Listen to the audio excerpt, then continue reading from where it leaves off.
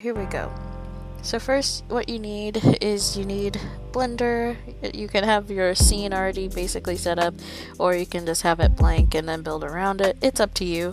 And then, since we're in Blender, I'll just go over like what I like. So for Blender, it's good to have your keyframe set at 1, and then you'll be able to change how long you want the animation or how much you want to render out, since it'll be at 250 originally, but depending on how long it was, like that one was 821 before I changed it from a different animation, but they can be as long as however long as the creator made them.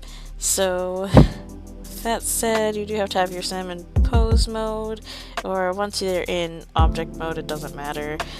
They just have to be ready and rigged up and ready to go. Moving on, what you need is Sims 4 package editor and Sims 4 Studio.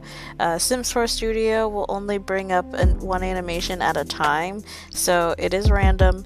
You can't choose whichever one you want, so that is where the Sims 4 package editor is going to come into play, so that way you can get the animations that you would need, so you can do the rendering and animation that you would want. So with that, you do have to pull up Sims 4 package editor. And this is what it looks like. It looks very similar to Sims 3 package editor, very similar, but the plumb bobs are different slightly. So just bring that up. You can look it up here or whatever, then you just pull it up. Then you go to open, and you just go to wherever you have your file, pull that up. So this creator doesn't name their files, that's fine, but these are going to be the strings for it, the images for it, and then these are going to be the actual clips that you would need. So you can just choose any one. I'll choose this one. It does take a second to load, but that is okay, just don't touch it. It's loading all of the code essentially for everything. With this particular one, if you scroll down, you can get the actual name of the file, the blend file, so you know which one it is, sort of. So if it matters, that is good, especially if they don't have names like this. So then you just need the clip header underneath it, and they are going to be back to back, so you don't have to worry about not having them. And so you go to resource, and export, and then to package. And then you can name it whichever you would like. I'm going to do tutorial, and then just open up your folder, and then what you're going to do is you can just double click it and it'll automatically open Sims 4 Studio if that's what you have it for all packages. If you don't, then you can just go to file, you can go to main projects, and then just go to it that way. But it will just bring this up. You won't be able to find like any of the other animations if you do export multiple. If you go to warehouse, you can see them, but it won't let you like export anything. You can batch export, but it's just going to come as a binary instead of, or the actual clip file. So let me see. So like if you press like I don't know, tet again, it'll come up with the binary. You can't really pull binaries through Blender. So what you have to do is you gotta go here, then you press export, and it'll give you the blend file, which is the one that you would need. And then this part's going to be very similar to like just pulling poses into Blender. So once you have your blend file, you go to append, go to where it's saved, then you just go to action, and then there's your action. Then what you'll do is you'll go to add, you have to be in a non-linear animation, then you go to add action strip, and then go to the right one, which is this one, and this one is shorter than the one that I originally had, so you can see it is, the animation ends at 565, so you just change the end of the keyframe. So that way when you press play, it will just go.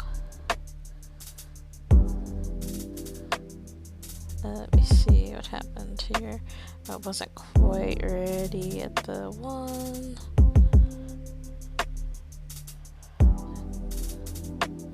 So when you press play, she just starts going. This is her just doing the animation. So once you have the animation that you would like, you just press, you go to context, and then you go to output, and you just put it to where you want it to go.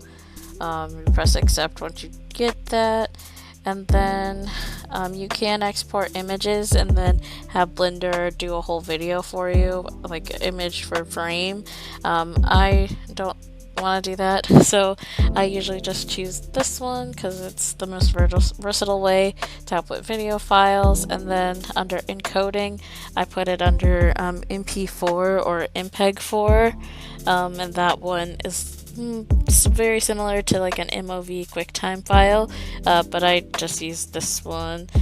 And there's no audio usually, so I just ignore the audio codec, and then I put mine at H64 since that's a high quality video file. Then I put the quality, the actual output quality, to be high quality. You can go higher, it just will be a bigger file.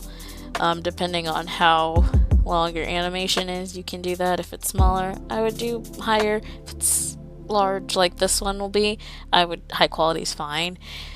Then I know everyone likes cycles because it's very high quality, as you can see, but this is Eevee versus cycles. I personally prefer cycles, but cycles will render